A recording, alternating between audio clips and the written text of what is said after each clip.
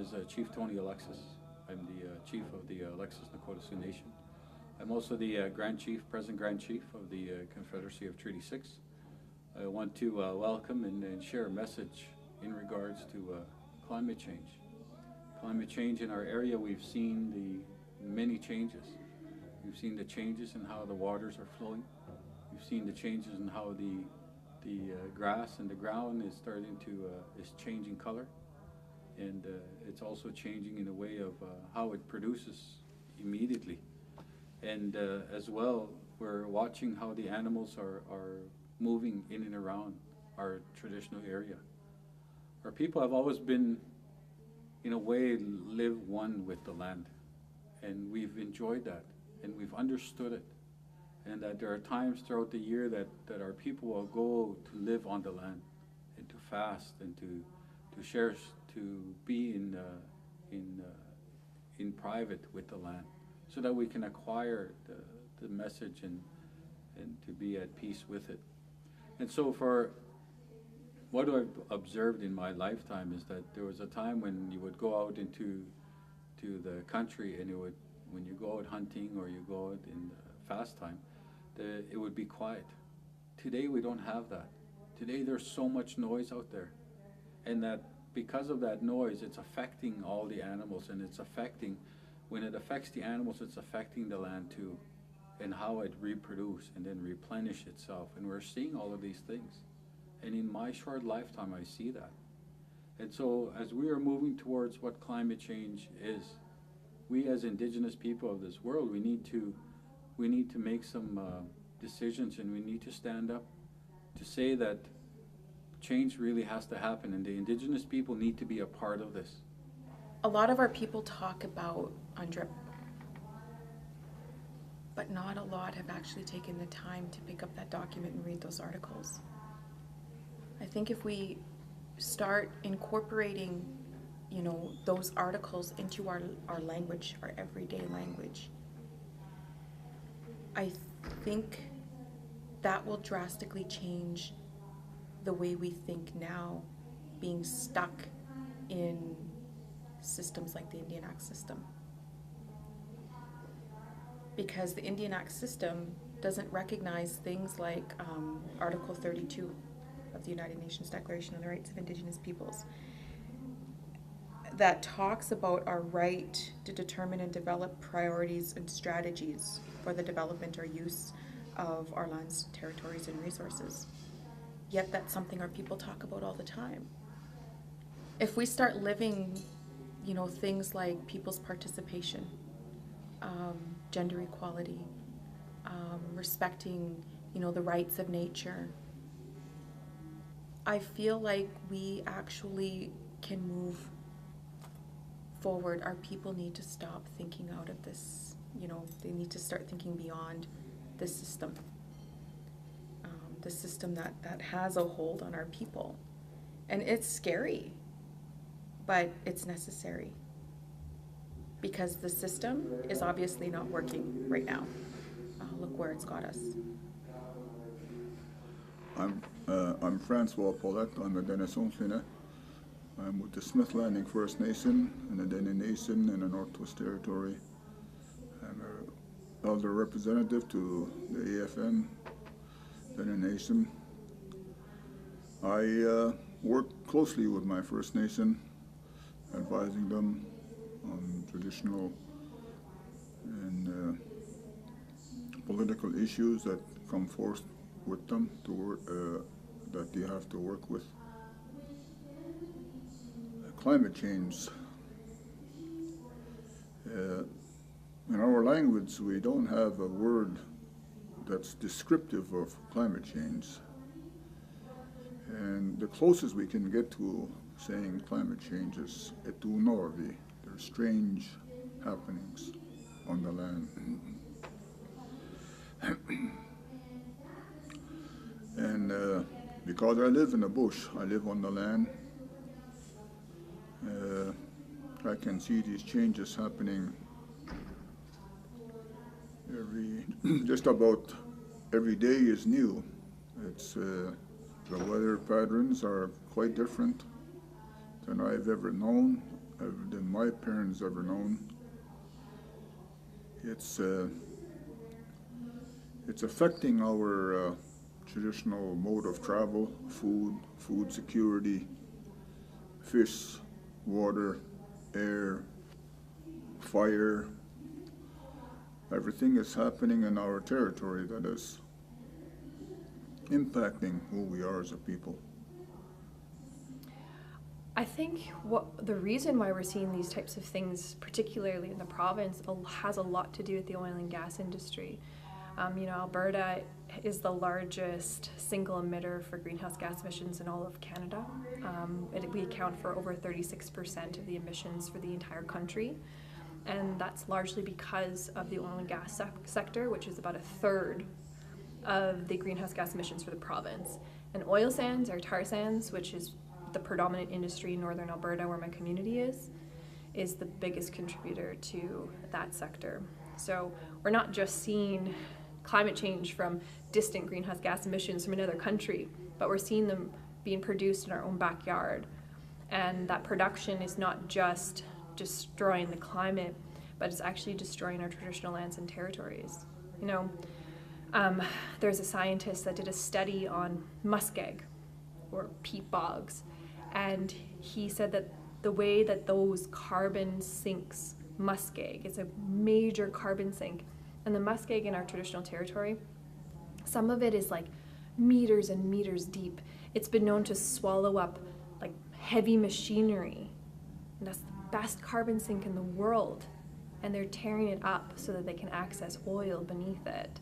So we're not just creating carbon emissions, we're allowing the destruction of major carbon sinks in our traditional territories. And for us as Indigenous people, those carbon sinks, or those muskegs, that's medicine. The muskeg houses so much medicine. Some people say you drink the water from the muskeg because it's the purest medicine. And we're losing not just carbon sinks, we're losing the medicines that cure our people and that have made us who we are. And so this isn't just about climate crisis, this is about a crisis of the destruction of Mother Earth, destruction of who we are intrinsically, because we all come from this earth. We are all children of Mother Earth. Yeah, we can go to Paris, but if we don't start to change what's happening in our backyard with our own leaders, then sometimes this talk in Paris is fruitless. That's the way I see it. And I'm very fortunate that the chief that is in our First Nation is considerate about protecting the earth and protecting the environment. And so what is happening in terms of climate change, we can't measure it. We cannot measure it. We can only see the changes. Effects of climate change, or climate change notices we've had in our territory are a couple. For example, the whole temperature changes. The temperatures seem to change very fast, whether you're cold one day and then very warm the next day and back to cold. Those kind of changes actually have an impact on people directly. That's when they get colds, or that's when they get sick. And so you're not prepared to accommodate the change personally fast enough. Now these are changes that are new. We didn't have that sudden change of temperature as often previously, so you were able to be outside longer, for example, because you're accustomed to being outside, you're well clothed to be outside and so on. But now with the sudden changes, recently I was asking one of our people, have you changed, have you noticed any change yourself? And he said, yes. I said, how so? And he said, we're starting to get little tiny bugs in our area, which we never had before. These bugs didn't exist. And I said, well, mosquitoes? He said, no, they're not mosquitoes. We know those bugs. But these are new bugs that are coming into our area because it's warmer now. So those bugs normally exist in the south, but now they're coming into our area, he said. So that's a little signal in and of itself when people from the north say that the ice is melting, the snow disappears earlier, so that creatures like the little bugs can inhabit that area where they normally wouldn't have inhabited before. Or the big animals, the four-leggeds, the caribou, or the animals from the north coming south into our territory where we never saw them before. Those animals we know existed, but didn't inhabit our area until recently. So there's these noticeable changes, I think, in our area that cause us some concern. If you look at even this last week here, for example, there was an awful lot of rain and then snow early. So people weren't prepared for that, in a sense, because it's a new phenomenon in our territory. Now, as far as what we can do about it, what can states like United States and Canada do about it, I think to create space for Indigenous knowledge, because our elders have this knowledge about living with nature. They know nature's laws. They know respect of Mother Nature and how to transfer that information within families and within communities. So the fundamental respect of Mother Earth knowledge is not being transmitted outside of our community because we're shut out of the process. We can't bring in our sacred knowledge keepers to attend these meetings, for a lot of different reasons. Sometimes they don't even have ID to be able to attend these meetings because they never needed it before. But respect. I remember an old man said to us in terms of a healing journey, and he said, if you really want to heal, go to the bush, offer tobacco to a tree in the four directions, the four sacred directions. And he said, just talk to the tree. He said, but what's even more important, he said, is listen to the tree. So this ability to get in touch back with Mother Earth or nature is so critical for information for not only our people, our children and grandchildren, but for others. Because we know that the tree has healing medicine, it has a sacred role to play as far as oxygen and rain and so on. But the ability to transfer that knowledge to the world through our elders, through our sacred knowledge keepers, our faith keepers, is not being taken up right now by those that are in power in terms of making decisions. So they need to be able to create space for that expertise to come and be shared with the world. Now, I think in our own territories, we need to inform our own people from childhood up about a lot of things. For example, the laws of nature, the sacred laws of nature, because we don't write those things down. They're orally transmitted. It's an oral testimony from elders to younger people. So we don't write that information down, so we need to have the proper protocol and ceremonies to allow our elders to transfer that information to our children and grandchildren. And in a sense, also it recovers our ceremonies. Our ceremonies come back through that practice. But we need to be able to allow that space again for our knowledge keepers to have the opportunity to share. My name is Bill Erasmus. I'm the Dene National Chief. I live in Yellowknife, and the Dene Nation headquarters is there. That's in northern Canada. We have 31 different communities that are within the Dene Nation, and we have been functioning now as a political body for 45 years, and we have noticed many changes to the land. Our organization was started because of land issues. because of our treaty rights. And to this day, we're still involved in that. So the things that we're noticing is that, first of all, with water, the water comes north. The water comes from the south. There's a huge water basin. It's called the Mackenzie Water Basin, and it flows from the south. So whatever happens in the south affects us. We used to think many years ago that because we're so far north that nothing would affect us up north, but it's not the case.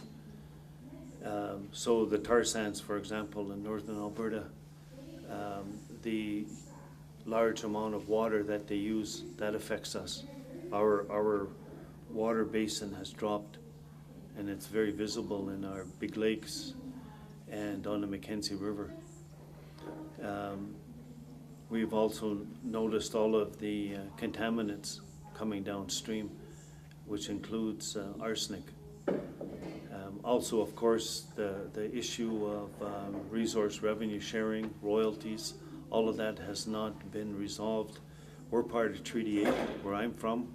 Treaty 8 goes right to Yellowknife, and then north of that is Treaty 11. And we never gave up our treaty rights to the resources. So that's still outstanding, that needs to be resolved. We have noticed many other changes. The winters are much warmer. The ice is thinner. It freezes later in the year, and it melts sooner. So the winter period is shorter now, and it's not as extreme as it used to be. When we were children, it was 50, 55 below, sometimes 60 below, and we don't find that kind of weather now. Sometimes it'll go to 50, minus 50 at night, but during the day it's warmer. We used to have extended period of time when, say, 2, 3, 4 weeks, it was cold. It was really cold around Christmas time. And now we don't have that. We'll have, it might be cold for 2, 3 days. It might be really cold, and then it'll get warm overnight. It might be minus 30, and then it'll warm up to minus 15 just overnight, or minus 10 overnight. Drastic changes in weather. We've noticed that in the fall, for example, in the last 10, 15 years, it'll rain also after it gets cold. After October, early November, usually it's cold and then it stays cold. But now it'll get warm and we'll get rain. We've had rain in December, we've had rain in January. And the danger of that is that when it rains in the winter, it'll freeze after, and then it'll have a layer of ice so that the animals like the caribou and the moose, they can't get at the vegetation, and they get affected, they get malnourished. So these changes are really obvious. We see them. Everyone sees them. Even if you don't go out on the land, you see them. Our people were talking about these changes in the early 70s.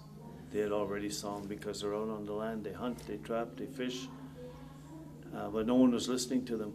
And just in the last few years now, it's obvious. Climate change is real, global warming is real. And the thing is, it's man-made. So we can do something about it. It is reversible. So we have to really think about, as individuals, as collectives, what can we do?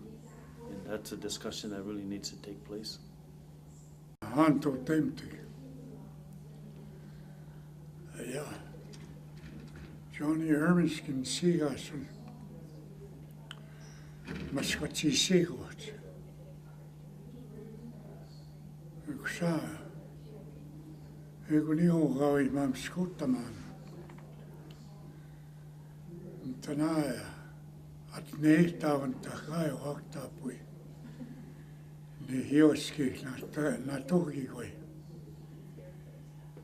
Ego gawi ka kwe kipit na magoya. Kushe. Each ka skita an egi peis fo ita mau tiknis ke teeg. Goma danslis was go itutama. Dans ta totama. Ta poe ki tahto e o tehnigan. Goma ta peta kuskajak. Tavotsi tahkia stohtamuk. Tanssu istartis.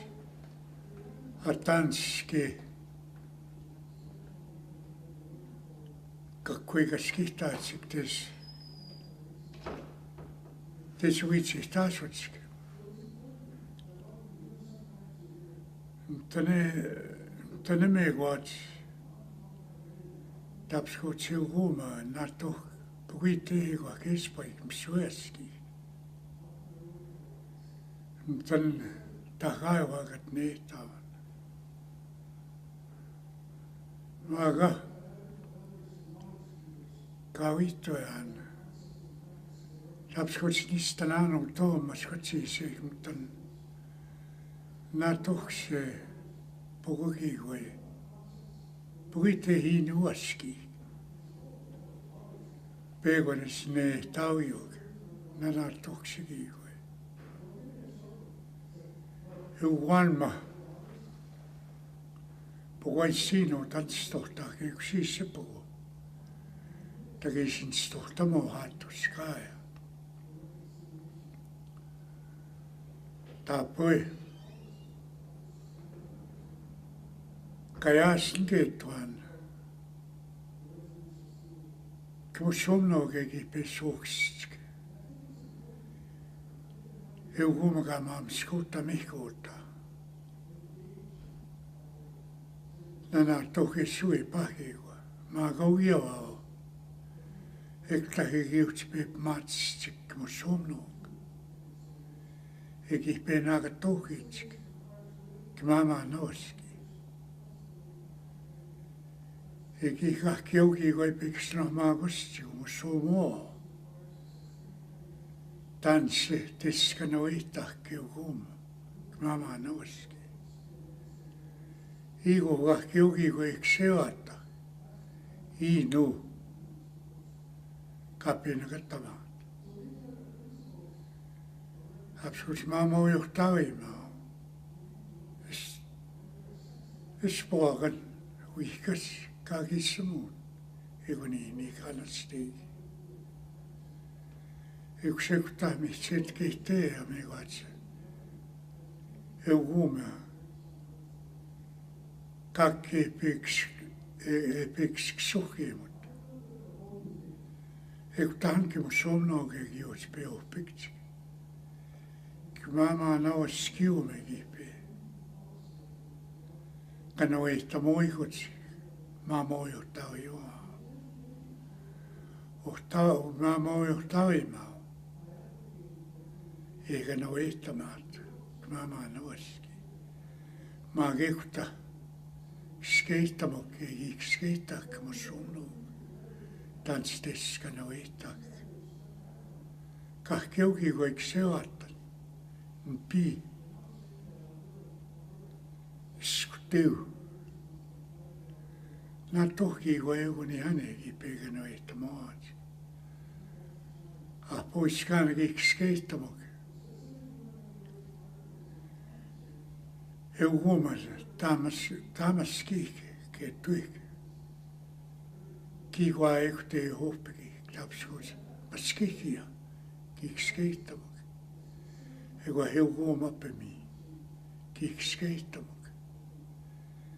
Ego tavots kagiuts peots o piktsik. Ego tavots egiuts piks no magostik.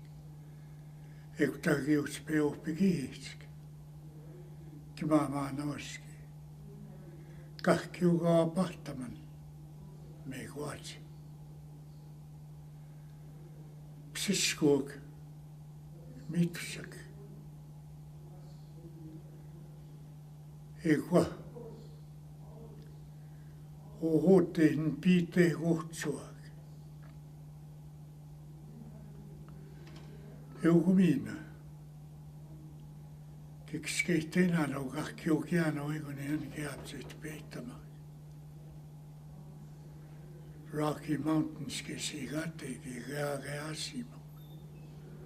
Kiano egonik peittena. No moito paktnena nauihkas. Eksektootsin pigohtsuak. Kiano gnatoks sabatsitana. Egoni hani. I nogis ne piutotah yksan natok. E me vatsekta hevaktaano. Natok pain. Pagite ewe paste. Natok iguektat note painano. Ekto tsewa. Taispaik. Ekta hevakaki usitatsikit pahamatoon. Okemana. Ekta hevaki. Mutta kitahupit kaula. Kiitos. Maga. Pahamatoona. No akumaganti. Ikseoata. Egi peapatstekta. Uihkas. Kahkiogi vai kakseoata. Euwawa. Kohpito ahmana. Ekta he huhtohtit. Asniotsi. Miitosek. Euwan ispoagan. Ego tsigo kakseoataki. Tpahamaatuna. No moi wapskuja se vanmanstohtam. Kiano magapu. E gaita poe. Kiano pu e gaita poe. E ihtagot mamojo taima. E ihtakutsik. Asai. Katmot ka pena katuya. Tahtsahua kuitap ma kuitsegunok. Euguisto gipe. Egipe ksnomax. Maga. Euguni oi. Kaituan. Egai gatstavan gisksia. Tahame mut puino. Kiana onapu. Iko kanna ehta ahe koko muuta mekoats. Kannatto huipa. Mpi. Msuite. Emam stapait kai sinu. Pugite pastik. Natoki hui. Maga kia naupu.